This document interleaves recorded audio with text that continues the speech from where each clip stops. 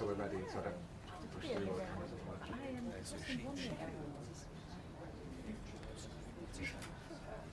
Well, I don't need to unmute or anything. Excuse me, guys. You're both. No.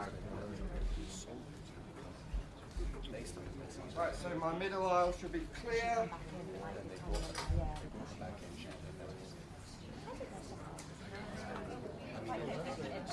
20 years.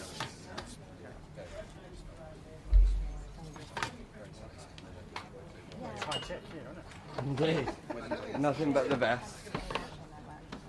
That will fit, no one knock it.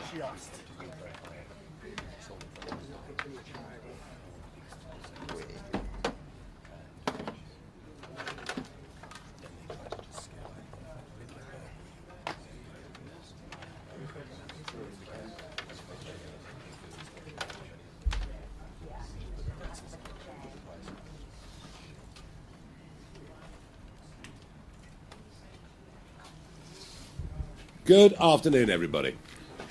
This 4:30 press conference was advertised heavily at the beginning of the week, and I had the full intention today to tell you how absolutely monstrous it is that elections for millions of people all over this country are being cancelled, in some cases for the second year in a row. And whilst it's the Labour government that have opened up this option, it is of course the Conservative Party themselves who've chosen to postpone in 3 counties for the second year in a row. And the holier-than-thou Lib Dems also want a cancellation to go ahead in Cheltenham. So the point of this press conference was to launch a legal paper to show you how serious we were, and I was going to launch a judicial review. But I'm going to save that for a couple of days because 1 or 2 other things appear to have happened this morning. All, I think, predicated around today's 4:30 press conference. Now, I'm not for a moment going to tell you that I've not been talking to a certain Robert Jenrick for some weeks, some months, as indeed I've been talking to many, many other senior Conservative figures, and incidentally some Labour ones as well. There'll be a Labour defection next week, which you'll all be invited to. But I have been talking to some very senior Conservatives, and the reason is very simple. They all know that after May the 7th, despite whatever attempt there may be at the moment, and yes, of course, Kemi's doing better up against Keir Starmer at PMQs, and talk of a Kemi bounce, and all the rest of it, but the realists know that after May the 7th, the Conservative Party will cease to be a national political party. That is just how serious the situation is. And there are many who genuinely want to realign the sensible centre-right in this country, and they increasingly believe the only way to do that is for Reform to become the dominant party. Now, you may argue already we're the dominant party in the polls. So, yes, I had been talking to Robert Jenrick. I had been talking to many other people as well. You saw one earlier this week, Nadeem Zahawi, a former chairman and indeed Chancellor of the Exchequer. But let me make it absolutely clear that when it leaked out of Robert Jenrick's office that he'd been preparing some notes and thoughts about what he would do, what he would say, how he would play it when he came, he wasn't going to join at 4:30 today. No, I'm sorry, Kemi, you've jumped the gun. You've added up 2 and 2 and made 5. He wasn't going to join today. He wasn't going to join tomorrow. He wasn't going to join next week. In fact, knowing what these negotiations are like, he might not have joined at all. I think on balance, it's 60-40 that he would have done. But you never know until the deal is signed and the hand is shaken. So the Conservative leadership have jumped the gun on this.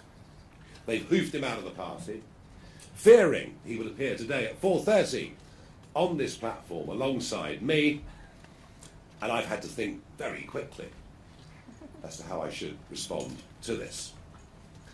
And I just want to say thank you to Kemi Badenoch. This is the latest Christmas present I've ever had. The negotiations with Jenrick are over. There's nothing more to be said or to be done. You've handed me on a plate the man that is by far the most popular figure, 60% approval rating on Con Home compared to our own 38. And you've perhaps today really done anything, more than anybody in history, to help realign the centre-right of British politics, which is much needed against a dreadful Labour government and an increasingly worrying extreme left-wing voice in this country. So I can't offer you drinks all round, but I'll buy Kemi lunch next week and say thank you.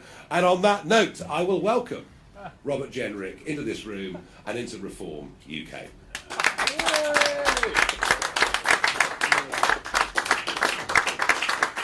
All right. He hasn't changed his mind, has he? You can't find him.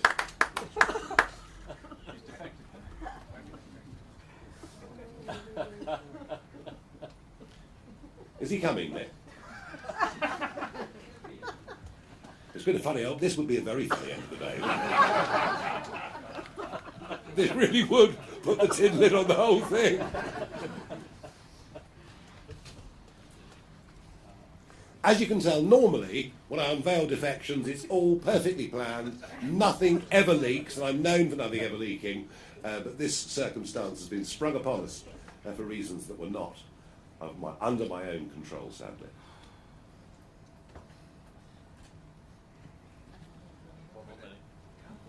Do we play music now, or what do we do? No. Okay, folks, don't worry. I've just had the thumbs up. He hasn't changed his mind. Kemi hasn't called him and asked him back. Oddly, she never called him in the first place. She left it to the Chief Whip to do so, which I did find very, very odd. But, yeah, as I say, one more point before he comes. There's a lot of speculation in the media about who may or may not defect to us. Are they doing it for their own purposes? Are they a benefit to us? May the 7th, folks, if you're in Parliament, is the deadline. If you're coming to us, do it before May the 7th. We don't want you after that. Let me make that very, very clear to everybody in the room. Here he is, Robert Jenrick. Then we can move them out the way.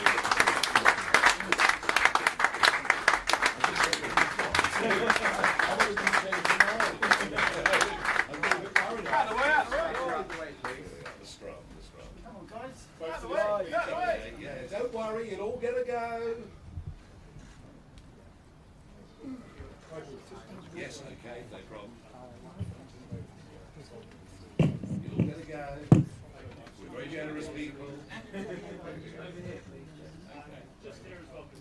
Yeah. Yes. Yes. Yeah. Right, you've had 2 goes. Very good. Clear that alleyway. Well, good evening, ladies and gentlemen. Thank you, Nigel. It's time for the truth. Britain has been in decline. Britain is in decline. From 1970 to 2007, real wages went down by 1/3 every 10 years. Since then, they flatlined. At the turn of the millennium, the average Brit was earning more than twice as much as the average Pole. By 2031, we're on track to be poorer. Outside of London and the southeast, our economy is closer to Bulgaria's than to Germany's. Today, 18 to 30-year-olds are the first Britons to earn less than their parents. Houses cost more here than in any other OECD country. We have the highest energy prices in the developed world. Our heavy industry has more than halved since 2003. Our service sector is exposed to AI. 1 in 5 working Brits are now not working at all. Our debt is the highest it's been since the 60s. Our tax burden, the highest since the 50s. We're spending more on debt interest than on defence and schools combined. In 2012, 1 in 20 people who went to A&E waited more than 4 hours. Now it's 8 times that. 1 in 5 school kids are persistently absent. 93% of crime goes unresolved. The courts are backlogged. The prisons are overflowing. Our army is the smallest it's been since Napoleonic times. 193,000 people have come here on small boats since 2018. Last year, one illegal migrant raped a 12-year-old girl in Nuneaton. Terrorists have broken into Britain on small boats. And we're living through the most profound change to our population in our nation's history. Net migration is 100 times higher in the 25 years after 1997 than in the 25 years before it. 1 in 5 in Britain weren't born here. Many are not working or are doing low-paid work. Just 1 in 20 of 2022's migrants were net contributors. Countless communities in less than 25 years have become totally unrecognisable. The police, as we've seen this week, can't even police some of our largest cities. Now, my constituents in Newark feel this decline every day. It's a great historic town. It is the honour of my life to represent it and to represent them in Parliament. They are the best of our country. They are men and women who are getting up at 6 o'clock in the morning, 7 a.m, out the door, to work in distribution centres and factories, grafting all week, but finding nothing left over for something nice with the kids on the weekends. Their bills, their taxes are surging. Their money is taken to fund hotels for those here illegally in our country, or the lifestyle of the guy down the road who everyone knows could be working but isn't working. I challenge anyone to argue other than that Britain is completely broken. Those that came before us built a great country, the greatest country in the world, but we are set to lose it. We will, for certain, if this government gets re-elected. A suicidal energy policy, crushing workers to fund scroungers on benefits, unions running our public services, payouts to terrorists, prosecutions of veterans, the bravest of the brave. 900,000 migrants in their first year, 65,000 of them illegally, ending jury trials, cancelling elections, giving away our territory, and 35 billion quid for the privilege. These people run Britain as if they hate it. But whilst this government is accelerating our decline, they didn't begin it. We've had 20 to 30 years of this. And why has it happened? Because the two main parties are rotten. They are no longer fit for purpose. They both broke Britain, and neither can fix it. It's a conclusion about the Conservative Party that has pained me to reach, because I've been a member of this party since I was 16 years old. I've served it for most of my adult life. I have countless good friends in the party, not least my own members in Newark. They are the most decent, patriotic people I know. And I respect, I cherish the party's contribution to our country. The party of Pitt and Peel, of Churchill and Thatcher. But our country is in a precarious, dangerous position. And my first loyalty, our first loyalty, must be to our country. Turning it around will require each and every one of us to speak the truth. And not just to speak it, but to act. What's the truth? Both Labour and the Conservatives broke Britain, and both are now dominated by those without the competence or the backbone needed to fix it. Both parties, if judged by their own actions, are committed to a set of ideas that have failed and are failing Britain. Labour started mass migration, but the Conservatives ramped it up. After 2019, the Conservatives almost left us without a border. 5 million came, 3/4 not to work. When I was Minister for Immigration in late 2022, I fought colossal fights for reductions in legal migration alongside Suella Braverman. There were 23 people in cabinet back then. Just 1 or 2 others were with us. Most of the party ultimately wanted what they viewed as cheap labour. And it's the same on illegal migration. Blair enshrined the ECHR into British law. He put the so-called human rights of illegal migrants, of terrorists, of criminals, above our national security. But so did the last Conservative government. I will never forget, attending a cabinet meeting in Downing Street, where a plan to stop the boats was signed off. But everyone, to a man and a woman round that table, knew in their hearts it was not going to work. Some even joked about it. I left Downing Street that night, resolved to resign from the cabinet. And I've never forgotten that. And it isn't just immigration. Let me be very clear. In 2008, Miliband legislated that we put major cuts to our emissions above having cheap and reliable energy in our country. For the poorest, for our heavy industry, for each and every business in our land. What did the Conservative Party do?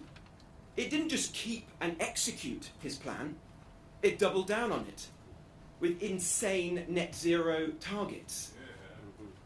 And now, Ed Miliband is back, and he's gladly picked it up again. Immediately after the last election, I said, I think more than anybody else in the Conservative Party, the truth about the last Conservative government. The day after the general election, I said the Conservative Party had failed in government, that there was hardly a principle they didn't betray. Hard taxes? They were left at a 70-year high. Sound money? Well, the debt tripled. Defence? Utterly hollowed out. Work should pay? Welfare exploded. Law and order? Prisons overflowed. In betraying its principles, the Conservative Party betrayed its voters, its members, and the men and women who elect me in Newark and Nottinghamshire. And let's be very clear with ourselves. This didn't just happen. It wasn't bad luck. It's because over time, most of the party in Westminster lost its way. The principles were betrayed because a critical mass don't believe in those principles at all. After the last election, I hoped, like others, that the Conservative Party would change, reckon with our mistakes, with humility, that it would repent. I said this after the election, and I fought for it. I fought for it every day. That's why I stood to be leader of the Conservative Party. That's why I picked myself up the day after I lost the leadership of the Conservative Party and kept fighting, because I hoped that it would be possible. But over the last year, I've realised that I was naive. It hasn't happened. Most of the Conservative Party in Westminster are in denial. Or worse, they're being dishonest about what the party's done. At a recent shadow cabinet debate, a conversation broke out. The question was put to the group, is Britain broken? I said instinctively, it's broken. Almost everyone said, it's not broken. And we were told, that is the party line. A few had a third position. It is broken, but we can't say so, because the Conservative Party broke it. if they won't admit publicly to you, the British people, what they broke, what possible faith can you have in them to fix it? The Conservative Party in Westminster isn't sorry, it doesn't get it, it hasn't changed, it won't change, it can't change. Now, the people I'm about to mention are all decent people. But because I'm here today, I need to explain myself. I owe that to you, the public, and to the people who elect me. Look at the top table. The Shadow Chancellor, Mel Stride, has rightly attacked Labour for hiking taxes to fund more scrounging. But there's just one problem. He was the Cabinet Minister who oversaw the explosion of the welfare bill. And it was him who blocked the reforms that are needed. Priti Patel, the Shadow Foreign Secretary, created the very migration system that enabled 5 million migrants to come here. The greatest failure of any British government in the post-war period. When asked about this last year, she defended her actions. She doesn't believe she did anything wrong. Now look, I respect Kemi, but I don't trust the Conservative Party on immigration. Just 2 current Conservative MPs voted with me against the fraudulent plan to stop the boats. 2 out of all the Conservative Party. Last year, I said the rape gang disgrace was in part because people with medieval attitudes towards women and girls had been allowed into our country. Would you believe it? Several Conservative MPs complained about me for speaking out. They said I was wrong, and I shouldn't be saying that about the record of the last Conservative government.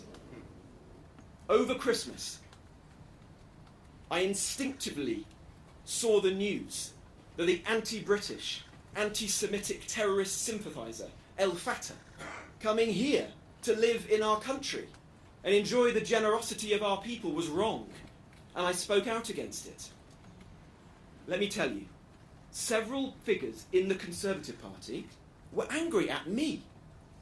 They said, and I quote, "It exposed the party to criticism for having granted him citizenship in 2021. The fact is the Conservative Party is so compromised that it cannot speak for the country. It cannot oppose Labour's madness. It is not fit for purpose." So yes, I'm glad Kemi has made getting rid of the rule of European judges Conservative Party policy. But I know better than anybody else, from the leadership campaign, at least 2/3 of Conservative MPs oppose this. They told me that. Privately. Some of them said so publicly. There have been no Damascene conversions. There's not a traffic jam on the road to Damascus. Over the last few weeks, in meetings and in calls, I told Kemi and her team what I've told you all today. The Conservative Party needed to change fundamentally, starting by acknowledging the state of Britain and owning up to the role we played in getting Britain to this point. I respect Kemi, but on all those issues, we were in different places. Let me be clear, they've doubled down. I can't kid myself anymore. The party hasn't changed, and it won't. The bulk of the party don't get it. They don't have the stomach for the radical change that Britain needs. In opposition, it's easy to paper over these cracks, but the divisions, the delusions are still there. And if we don't get the next government right, Britain will likely slip beyond the point of repair. Everything is on this. Everything is on this decision. I can't, in good conscience, stick with a party that's failed so badly, that isn't sorry, that hasn't changed, that I know in my heart can't deliver what's needed. That is why I resolved to leave. Because Nigel has stood consistently and very often alone for what's needed. Ending mass migration, for cheap energy, for cutting waste and taxes and red tape. Now, I don't agree with everything that he's ever said, and he definitely won't have agreed with everything that I've ever said. But, in retrospect, I see that in this period, when two main parties were failing Britain, Nigel was all too often a lone voice of common sense. When the first boat started crossing, who was in the channel saying that it was outrageous? They laughed at him. Well, they're not laughing now. Nigel has stood for the real change that we need now as a country for over a decade. Frankly, for most of my adult lifetime. If anyone puts party allegiance, personal ambition, to one side, he is obviously the right person to lead the movement for change Britain needs. Recognising the situation our country is in, I reached out to Nigel in September. I could see then the Conservative Party wasn't changing, couldn't fix Britain. I didn't know that I was going to defect. In fact, we didn't discuss that. I just knew the responsible thing to do, the honest thing to do for me, was to explore all options. From the conversations that we've had since, quietly, and from what I've seen Nigel and Richard and Zia and Lee and Danny and Sarah say and do publicly, I am convinced that Nigel and Reform will deliver the real change we need. Nigel knows, Reform knows, the extraordinary challenges that Britain faces require a comprehensive plan to turn our country around. That'll be a major priority for this year. As Nigel has said, we will set out to build and recruit the team needed to execute that plan. Yes, a few people will come from parties who have realised that those parties have lost their way, who unquestionably back the real change that Reform will bring. But far more importantly, people will come from outside of politics. People who've done great things in business, in our schools, in our hospitals, our prisons, our armed forces. People the two political parties have locked out and ignored for far too long.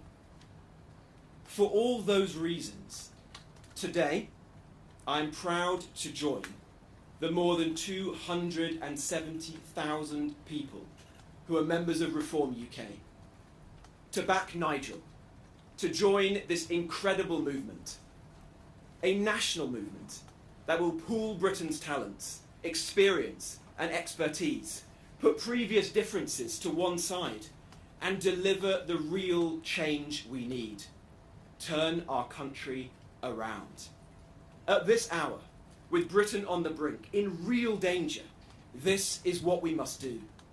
If you agree with us, don't sit on the sidelines. Britain is broken.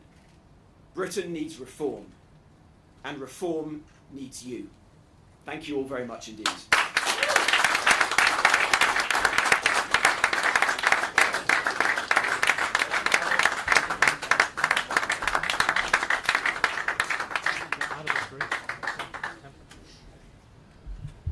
Robert, thank you very much indeed, and welcome on behalf of 270,000 of us. That was passionate, it was full of energy, conviction and determination, and that's the one great thing. Robert is determined to make a very, very big change. Now, unsurprisingly, we have a list of questions. We're going to begin with Chris Mason, BBC News. Thank you both. Chris Mason, BBC News. Mr. Jenrick, can you clear a few things up for us? When did you resolve to make this move? Because your new party leader was saying that perhaps as recently as this morning it was 60-40 as to whether or not you might defect. And here you are, and you were late to your own defection.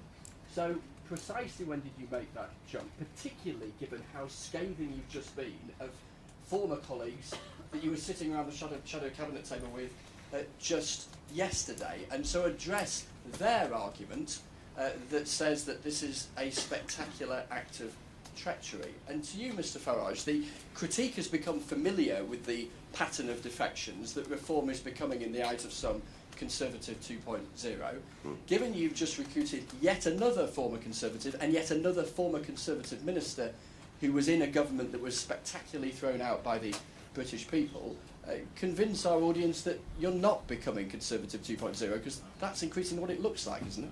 Well, I mean, one thing Robert Jenrick has done, he's actually said in the last few weeks that he's ashamed that Al-Fatah got citizenship back in 2021. It's funny how a lot of roads lead back to James Cleverly, but hey. And he said, you know, he literally, you know, he's in sackcloth and ashes over what they did.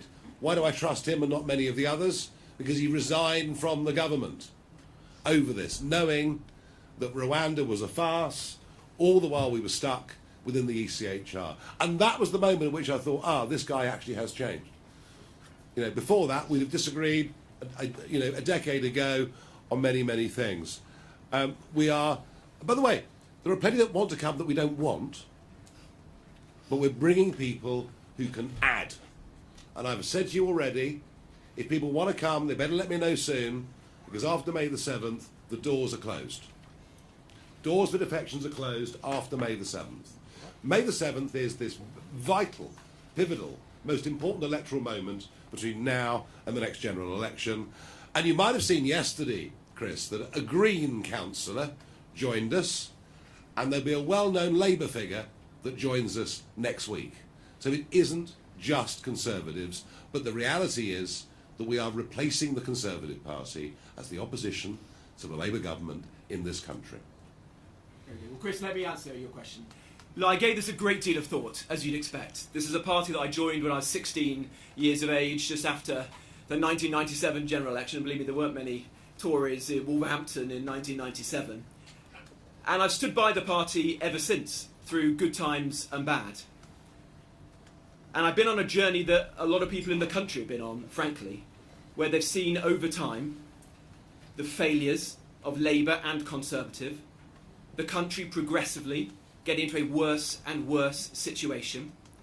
I walked into a Home Office in the autumn of 2022 that was in ashes, that literally could not deliver the most basic function of the British state, securing our borders. And I worked as hard as I could to improve that situation. When I lost faith in the Conservative government and the Prime Minister, I resigned. The only person who resigned on principle from the last Conservative government. And then after the last general election, I made an argument to the Conservative Party, and in some respects haven't stopped making that argument, that it failed the country, that it needed to be painfully honest about the mistakes that it had made, to really show to the public that it was sincere in that, and then to set out the serious answers to the big challenges that face our country right now. Over time, I've come to the painful conclusion to me that the Conservative Party is not sorry, or at least many in Westminster are not sorry, can't change and won't change, and that I would be letting down the people that I represent in Newark, and the country, frankly, if I put my own personal ambition. Do I want to be leader of the Conservative Party? Do I want to sit around the shadow cabinet table above the most important thing to me and to everyone else, which is how do we get rid of this failed Labour government, and how do we replace it with a government that can actually fix this country and turn things around for my children, my grandchildren, and my constituents? And yes, I have resolved to do that. I resolved to do that some time ago. And I came to the conclusion that everyone who shares my conviction has to put aside personal loyalties, has to put aside party political considerations, and get behind Nigel. Because after the next general election, the choice is going to be this: Starmer, or whichever non-entity replaces him, or Nigel Farage. And it does not take me one blink of an eyelid to say to you that I want Nigel to be our Prime Minister after the next general election. That is the only way we will save our country. And so patriotic people who share my views have to rally behind Nigel and reform right now. Right at the moment, Rob is favourite to be the next Conservative leader. Well, I'm not sure about that right well, now. you were this morning, after the May the 7th catastrophe. I don't think most journalists in the room have understood what May the 7th actually means for the Conservative Party, and interestingly, for the Labour Party as well.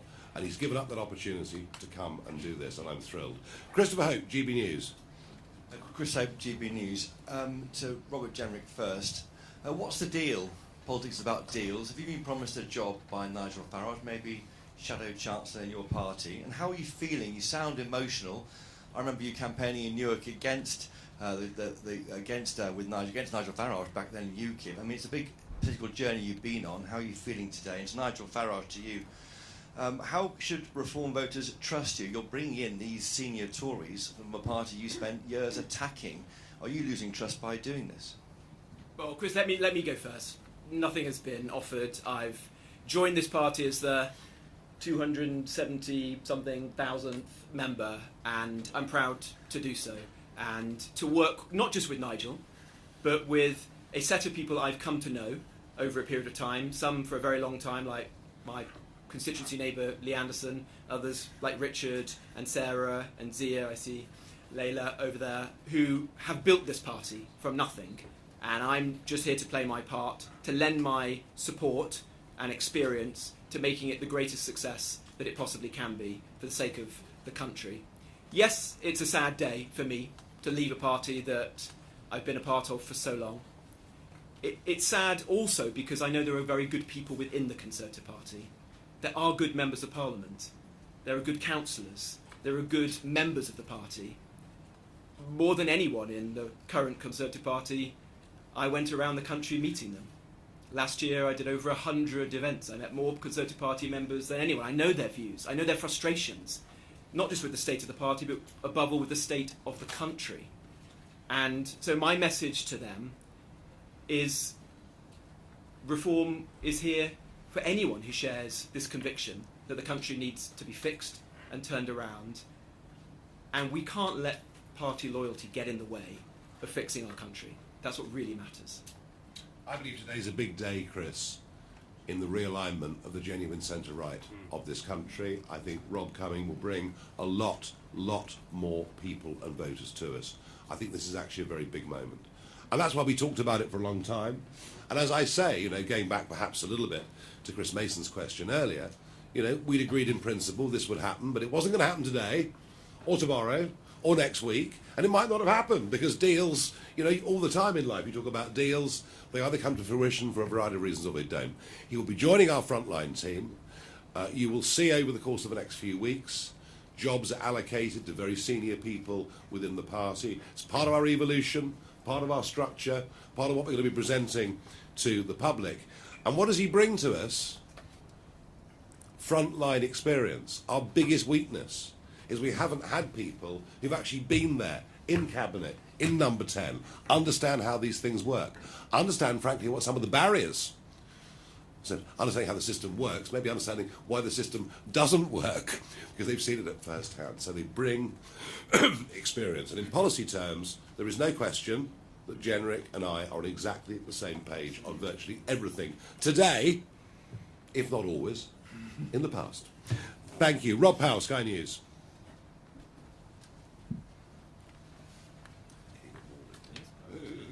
Hi, thank you, Rob Powell, Sky News. Mr Jenrick, you've said it's the honour of your life to serve the people of Newark. Your association says that you betrayed them today. If you respect your constituents so much, why not call a by-election and stand as a Reform candidate? And Mr Farage, I think by my count, Robert Jenrick's the 7th member of Boris Johnson's government to join your party in recent months. You say you're a new reforming force in politics. How can you claim that if, by your own definition, you're bringing in so many people that cause the mess you're trying to clear up? The Five-Star Movement in Italy, launched by Beppe Grillo, the famous Italian comedian, and I served with his people in the European Parliament, he said, we will only have people standing for Parliament who have never been involved in politics at any level ever. And they got lots of votes, and lots of MPs, and they went into coalition government. And guess what happened? It was a complete catastrophe because no one knew what to do. And I am proud of the fact that we're going to have candidates standing from all walks of life, all different disciplines. Very, very few what you would consider professional politicians. But we have to have some. We've even seen it in our county councils. You know, Richard's been going around the country. Lancashire, for example, we have a guy who'd run a district council for years, knows what he's doing. He was able to go into Lancashire County, get a grip of it on day one, whereas for others, it's taking a bit longer. If we win the next general election, the public won't give us very long. The public will say, you guys are the last chance saloon. Unless you guys can get control of our borders, unless you guys can start gripping the issues that really affect our lives, you know, we'll lose faith in you, perhaps very, very quickly. So we need the experience, and I think that's absolutely vital. Well, to your point, Rob, I haven't seen whatever this central office press release is that you're referring to, but look, I don't intend to call a by-election. But I'll say this to you. I was elected at the last general election against every poll, all the MRP polls and whatever that journalists like yourself were putting out. And that, I believe, was because my constituents knew that I stood up for them. I was willing to do things which are difficult, sometimes be very independent-minded. They respected the fact that I had resigned from the last Conservative government. In fact, there were a lot of Reform voters in Newark who decided to bite their tongue and not vote Reform, and to vote for me at the last general election precisely because of that. And my constituents know that I'll continue to do that, to be the strongest possible voice for them and for the issues that they care about. And, above all, to hold this failing Labour government to account. The thing that unites most people in my constituency is this. They want Starmer out, and they want a good government in that's going to fix our country. And I am convinced that this is the only way that we can achieve that, and I must play my part in that. Shihab Khan, ITV News. Shihab Khan, ITV News. Robert Jenrick, my first question is to you. You've been very scathing of your previous colleagues. You've said the Conservative Party contributed to the breaking of Britain, yet in that period you served in a number of roles. You were Housing Secretary, you were a Health Minister, you were an Immigration Minister, you were in the Treasury. My question to you is, did you contribute with your actions, and did you play a part in what you say is the breaking of Britain? And Nigel Farage, my question to you is, the man sitting next to you is clearly very ambitious. He ran to be leader of the Conservative Party. Can you trust that he doesn't want to be leader? I think we've just given away the idea of being leader of a political party, if I may say that. That no one joins Reform unless they believe that Nigel Farage is the best man, not just to lead this party, but to lead our country. That is why I've done this. That's why I've put aside my own personal ambition, whatever the bookies say about being leader of the Tory party. I've done it because I think Nigel is the man to lead this country. And I'm going to work every day for the next 3.5 years, or whenever the general election is, it may come sooner than that, to make sure that happens. Thank you. Gary Gibbon, Channel 4 News. Thank you. Thank you very much. Do you think, Rob Jenrick, this is an inflection point for the Conservative Party, that if you'd become leader, first attempt or even a second attempt if that had happened, there might have been a pre-election pact, the possibility of that with Reform. The chances of that are now zero. And Nigel Farage, the question you were just asked, I mean, a few people have been texting me listening to Robert Jenrick saying that sounded like a leadership bid. Would he make a good successor? Well, if a very good speech is a leadership bid, I want a lot more of them. Yeah, Nigel will speak for himself and for the party, but I don't believe there is likely to be or should be a pact or a deal with the Conservative Party. The message I've just delivered to you today is that I think the Conservative Party has failed to understand the mistakes that it made, has not repented for that. Why would anyone in this country hand the keys back to these people to take it forward and hope that they would fix the country? That is my painful conclusion of the last few years. And to your point about, or the point that was made a moment ago about my own record, look, I think the Conservative Party failed in government. Nobody has been more honest about that than myself. There were battles that I fought to build more homes, let down by Boris Johnson, to get immigration down, let down by Rishi Sunak. But did I contribute to mistakes? I'm very open and honest to say, yes, I did. That's why we've got to make sure this never happens again. And I believe Reform is the best way to ensure that doesn't happen and we can actually fix the country. I thought your story about the recent Shadow Cabinet meeting was very revealing. You know, they debate, is Britain broken? A couple say yes. Most say, good Lord, no, everything's absolutely marvellous. And then some say, well, we can't admit it because we actually contributed to it. And so I'm actually, yes, I am prepared to accept those who put their hands up and say we failed. And bear in mind, Gary, I put a level of trust in the Conservative Party back in 2019 at that election. And I, like many millions of others in Britain, feel betrayed by them. And you only do deals, you only shake hands with people you trust. And we are going to replace them. And they will cease to be, I repeat, a national political party after May the 7th this year. Just you watch. And if I may say on your question about an inflection point, I do think we are at an inflection point. Perhaps a slightly different one to the one that you were suggesting, but there are many millions of people in this country who voted Conservative at the last general election. They were often doing so through gritted teeth. Perhaps it was a force of habit. Perhaps they hoped that the Conservative Party would learn its lessons and change. My message to those people is you need to rally behind Nigel and reform now, because it is the only way we will get rid of this failing Labour government, and it is the only way that we will get in a government that is capable, has the will and determination to actually fix the country. And that, I'm afraid, does mean the end of the Conservative Party. It means people who share our values coming together to support this man and to make sure that he's our next Prime Minister. Yeah, they're going the way of the Liberal Party in the mid-1920s. That's actually what's happening before our very eyes. Martina Bett from The Sun. Thank you very much. Martina Bett from The Sun. Robert, I was wondering if you could give any more details on how the events this morning unfolded. How did you get caught? Tory party chairman Kevin Hollyrake says that it was someone of your inner circle that sold you out. Who was it? Any details on that would be good. Thank you. Look, honestly, I'm not in the slightest bit interested in who might have said this or that. Why don't you go and ask Kevin Hollyrake or Kemi Badenoch what they have heard on the grapevine? No one does this lightly. I've been a member of this party since I was 16 years of age.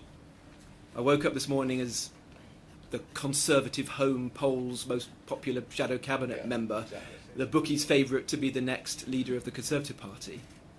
Do you think you do this lightly? No. I did this having given it the greatest thought about what I think was best, not just for me personally, but actually for the country. And that is what matters today. How do we ensure that we fix our country?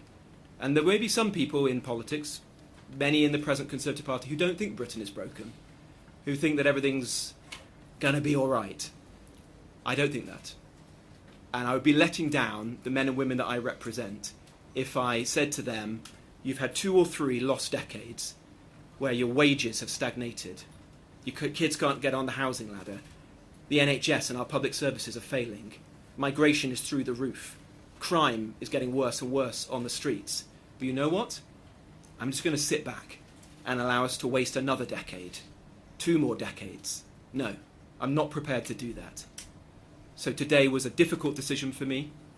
It's not one that I took lightly, but I am convinced in my heart that this is the right thing to do for the country. James Hill, Spectator. Thank you. Mr. Jenrick, last summer you called for Zia Youssef to be booted out of Reform about a tweet, and there was a whole long-running Twitter battle with him. How are you going to smooth over relations with the new colleagues? Look, in politics, people say lots of different things, and whatever Zia or Nigel, anyone may have said, worse things have been said about me in my life. The most important thing is that we work together successfully as a team, and that is exactly what I intend to do. I have the highest respect, not just for Nigel, or else I wouldn't have joined his party, but for Richard and for Zia and Lee and Sarah and Danny, those who built this party. And I'm just the latest member, the latest recruit to their cause. And so I'm just going to do everything I can to help and to support them to make sure this is a success. Zia feels utterly betrayed by the 2019 Conservative government. And he wears it on his sleeve, and he pretty much tends to blame every single human being that was involved in it. but I'm teaching him the values of forgiveness. And it'll be okay, I promise you. I'm just the softie in reform, you know. I mean, that's just the way it is.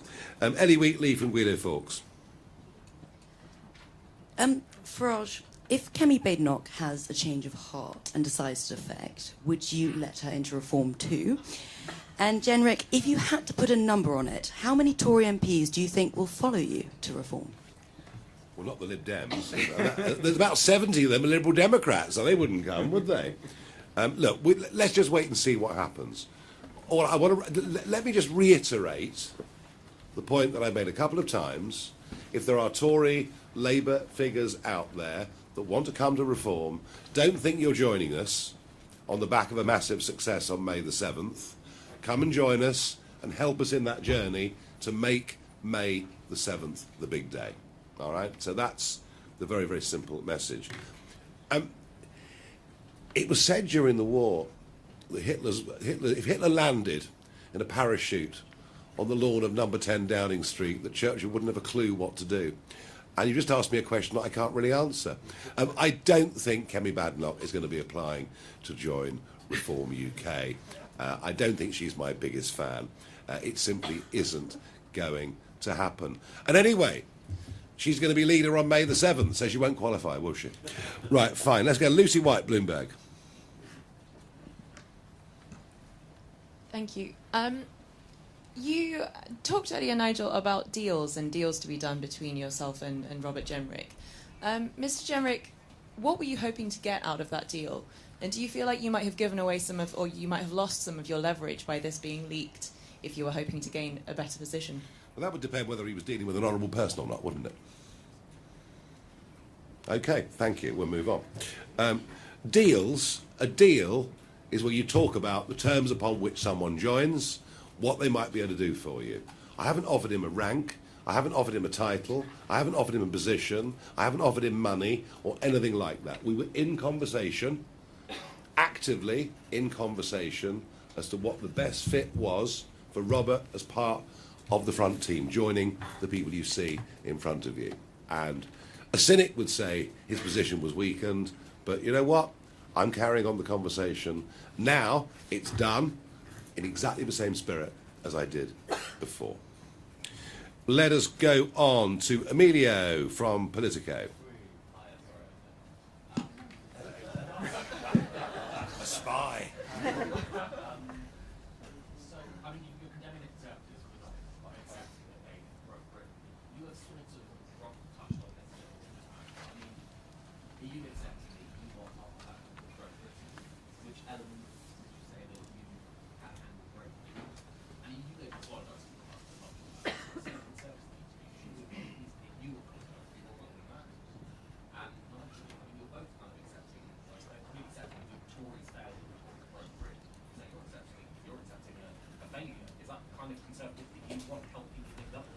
If people are honest enough in public life to put their hands up, to say they got it wrong, to effectively say they're ashamed, that's what Jenrick said. I'm ashamed.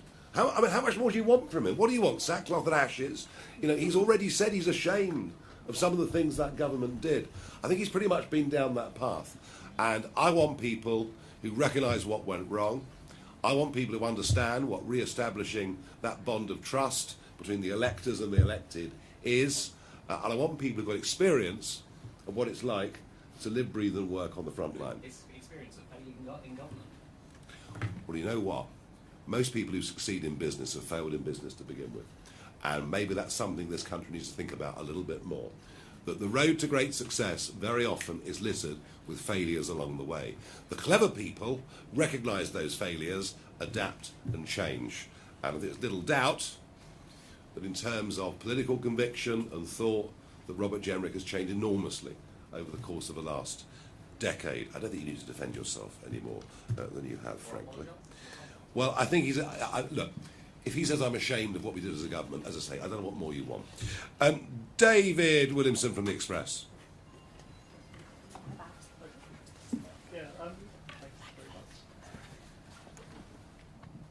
Thank you. One of the questions which will be asked is, the right is now clearly split, and the battle between the Tories and Reform is going to be personally bitter. Do you fear that this is actually going to leave the door open, if there is no possibility of a pact, to an alliance between Labour, the Greens, the Lib Dems, and whoever else might be in at the next election? And just lastly, we've obviously seen the entry into Reform of people who were devoted fans of Boris Johnson.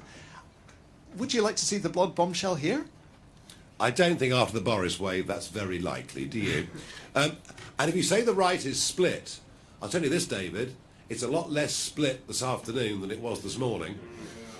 And it wasn't especially split this morning, given the very big gap that's been there now for 6 months in terms of support between the Conservative Party and us. And much of that support for the Conservative Party comes from people who are busy with jobs, mortgages, 2.3 kids and a dog. And their news intake is a few minutes a day or week. They don't think about elections or politics, they're too busy struggling on. But when they come to see that actually we genuinely are the only people with a chance of turfing out Starmer or whoever succeeds him, you will see a lot more of those supposed Conservative voters coming to us. What you've seen today is actually a very fascinating, historically perhaps significant, reuniting of people on the centre right. Okay, let's keep moving on. Let's go to Tim Stanley from A Daily Tea. I've had a sex change. Yeah. Okay. Actually, Camilla Tominey from the Daily Tea. Can you just clear up, Mr. Jenrick, the timeline on your defection? Because I wrote a column about this on Friday, and there was an exchange of messages with, let's call it sources close to you, insisting that you were never, ever going to defect. It's no surprise that if you phone me, I don't have to tell you everything you want for your column. But when, well, no, I'd already written the column at that point, but I just wanted clarity, like Chris Mason at the BBC and all the other journalists here, that when you said you were never, ever going to defect last Friday, that you were in fact lying, and therefore the accusation that you're untrustworthy may be true. That's my question. Camilla, I'm very sorry to disabuse you, since I thought you were a very experienced journalist, but politicians don't have to reply to all the text messages that they get sent by journalists. You did reply. And I wasn't going to give you the exclusive news of my decision. Okay, so you but if you're asking me the question about honesty, nobody in the Conservative Party was more honest about the failures of the last Conservative government than me. What is the most honest thing to do, Camilla? To stay in a party knowing that its principal policy on Rwanda was a failure, or to resign from its cabinet? What is the most honest thing to do for myself and the country but to say this party is going nowhere? And if you really want to turn it around, ensure that the country is fixed, then you have to rally behind Nigel and Reform. That is what I've done. Aggie from LBC.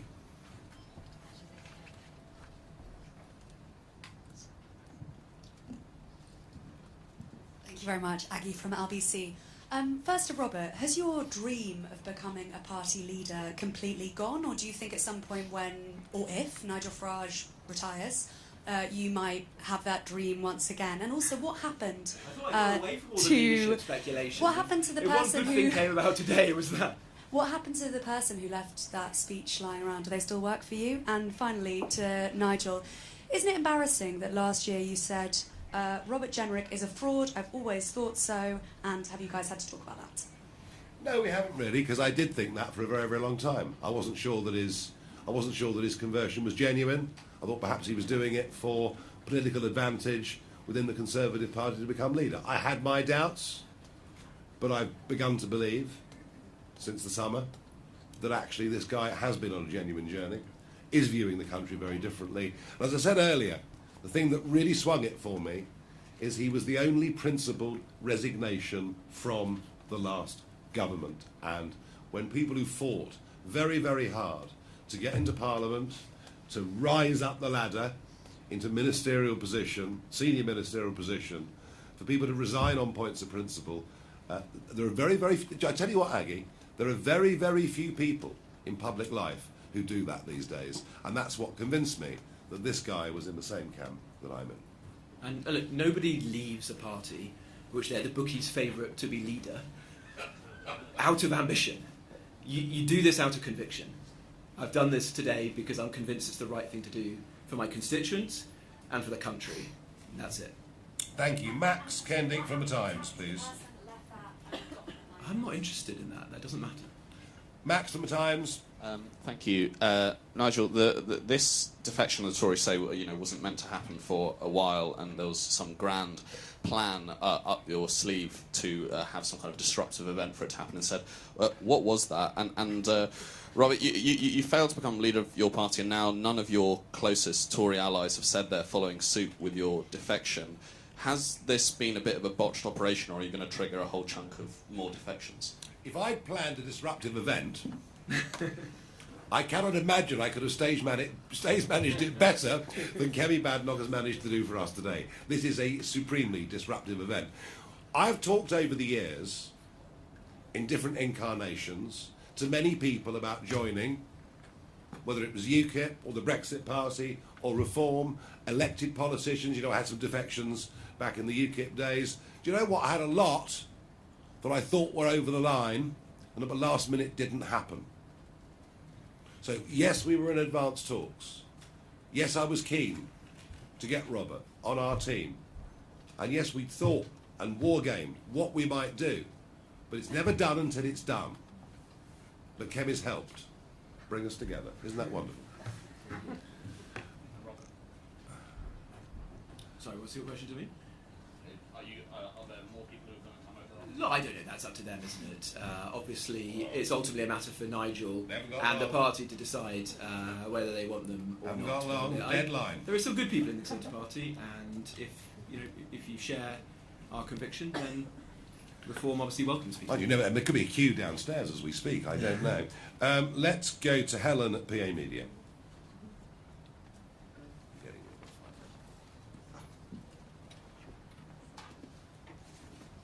Hello.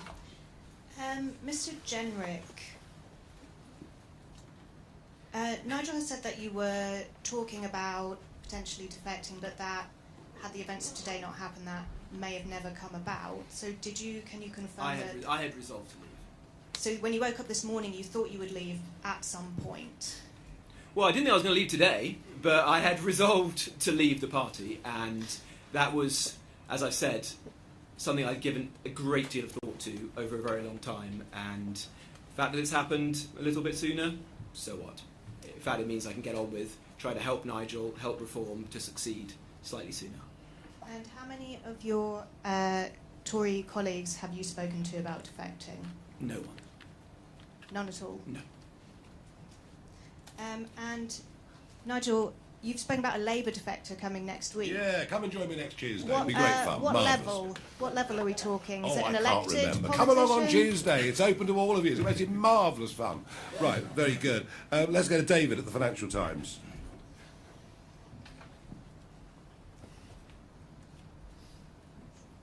Hi there.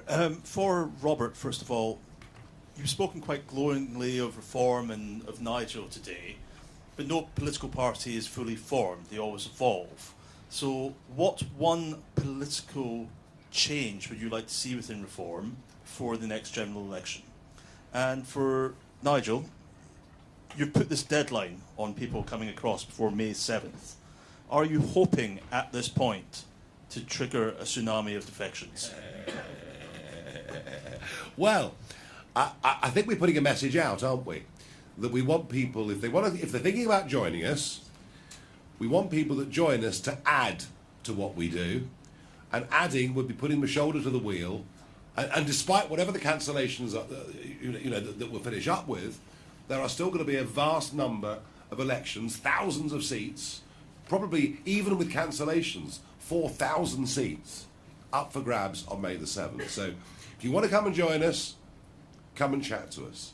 There's no guarantee we'll accept you. We've rejected several. We really have rejected several that we just did not think would fit. But if you want to come after we succeed on May the 7th, then we'll think that actually this trade is more about you taking from us than the other way round. To your question to me, Dave, I've just walked through the door. give me a bit of time. But reform has come an incredibly long way in a very short period of time, to the point that it's been leading the opinion polls a couple of hundred times now. Yeah, no, it has. The country is in a desperate situation. Reform is the country's last hope. The work that falls to all of us now is to ensure that we get serious, credible plans that the country can believe in, so that if we're lucky enough to win the next general election, people can have confidence that this will be very different from the failed Labour and Conservative governments of the past. Right, 4 more. Kate from The Independent.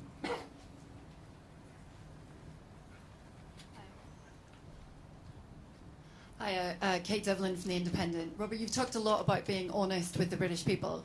So actually my question is to Nigel, if he's honest about the limitations and things that he doesn't like in reform, will he be allowed to say so, or will he have to toe the party line?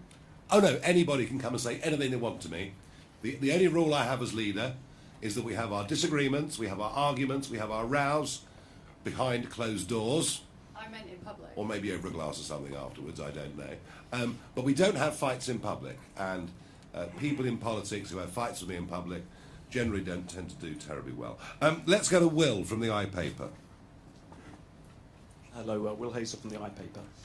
Robert, you mentioned Damascene conversions earlier and said that the Tory party and your former colleagues hadn't had Damascene conversions. This is what another UK politician said about Damascene conversions last year. Don't forget, this is Robert Jenrick, this is Robert the Remainer, this is Robert that don't stand particularly for anything at all, who suddenly appears to be on this Damascene conversion. That was Nigel Farage. Is that uncomfortable? And I said it with conviction, and I said it with passion, and I meant it. Is that Absolutely, I meant it. Is that but you know what? I'm allowed to change my mind. I'm allowed to watch the progression and the journey. And I'm a bit like Zia. I don't trust any of them naturally. They have to prove to me that they are genuinely repentant. And I think what this guy has done, with the energy that he's put into his journalism, into his YouTube videos, into his speeches in Parliament, and talking to people who know him, as I've done, people who know him socially, but outside of politics, I'm convinced that he's not that same person. All right? I'm allowed to change. I promise you, I'm allowed to change my mind. Robert, is that uncomfortable hearing? Some of those comments are quite personal. Oh, please. This is politics. People say all sorts of things. It's a rough old game, you know. Right, moving on. Dave from The Mirror. Hi, thank you very much. Do you think your members will accept the man who opened all the hotels, all the asylum hotels, and who boasted about it in that quote? I was the man who, with respect, I was the man who closed 100 of the asylum hotels, you and then very resigned from the last famously said in Conservative 2022, I've procured more hotels. Mr Farage shared that same comment and stubbed you a fraud as a result of it. Do you think your members will forget that? And is there a risk of this looking like someone who's trying to distance themselves from their previous actions? Dave, you know, I don't need people to join me for the sake of it. We've actually done rather well on our own, thank you. But I'm getting people in who are apologetic, indeed ashamed of what they've done in the past, recognise what went wrong, and are determined to get it right. Are our members prepared to forgive those that apologise for past errors and promise to put their shoulder to the wheel to help us and propel us forwards? I believe the answer to that is very firmly yes. Last question, Rowena from The Guardian. Over here. Rowena Mason from The Guardian. For Robert Jenrick, you've talked to us about honesty and trust, but you said that this morning you'd already made up your mind that you'd already resolved you were going to defect to reform. Would it then have been disingenuous for you to have carried on sitting in the shadow cabinet, knowing, taking in all that information about the Conservative Party, knowing that you were already going to go to a different political party? Look, these things are very difficult decisions. I had resolved to leave. I had conversations with Kemi and with her senior team over the last few days, and we discussed many of the things we've talked about today. I was clear about my concerns about the way the party was going, the failures to repent for the past, the fact that the top team was the same top team who broke the country, and yet we're now supposed to believe that they're the people to fix it. And there is an honest disagreement between the two of us. It's no surprise. Had I been leader of the party, I would have done things differently to her. She knows that. I'd made the decision to go. It's the right thing to do. Might have happened a few days later. I don't know. That doesn't matter. What matters now is this the right thing to do? Yes, 100%. And I'm going to put my shoulder to the wheel to make Nigel Prime Minister and get a government that can fix the country? Yes, every day between now and the next general election. My apologies. Tony from The Telegraph didn't come to you. Thank you. Tony Diver from The Telegraph. Mr. Jenrick, you've made the point several times that you've defected by putting aside your own personal ambition, but isn't the truth that you've jumped from a party that's struggling to recover from its unpopularity in government to a party that's led every poll for almost a year? Wouldn't it be more honest to say that even if this is a decision that you've made on principle, you stand to be quite well out of it personally? And on a similar point to Mr. Farage, you keep talking about a deal with Robert Jenrick. You know what? No, I don't. You do. You've mentioned a deal with Robert Jenrick several times. I asked a question about it. I didn't mention it at all. But You know what you're getting out of this deal. What's he getting? What's he getting? He's getting a committed bunch of troops. He's getting an active People's Army, grassroots movement out around the country with a level of energy and optimism about changing this country that has not been seen in modern British public life. And he is becoming a part of that because he wants to help change the future course and history of this country. So, yes, he has an opportunity with us to do something remarkable. What he's given up is the opportunity to be the leader of His Majesty's loyal opposition in the House of Commons. So on a personal level, he's given up quite a lot. And he'll find working for us, working with us, a damn sight harder work than it ever was with the party he was with previously, I promise you. Was there one more? Yes, I apologise. I'm so sorry, Claire. That's okay. Mr. Jenrick, there were reports that you were going to bring over 2 allies with you when you defected. Are they true? I haven't spoken to... If you're referring to Conservative MPs... No one tells me about any of this. I haven't spoken to any other Conservative MPs, so that can't be correct. Right, thank you, everybody. See you all next Tuesday. Very good.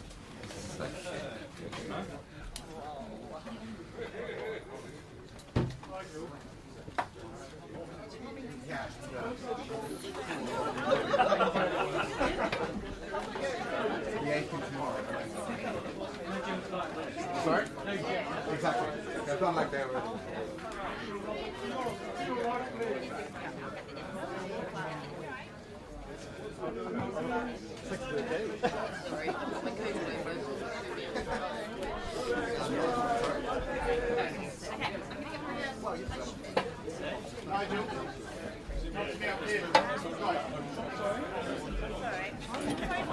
No, it's okay.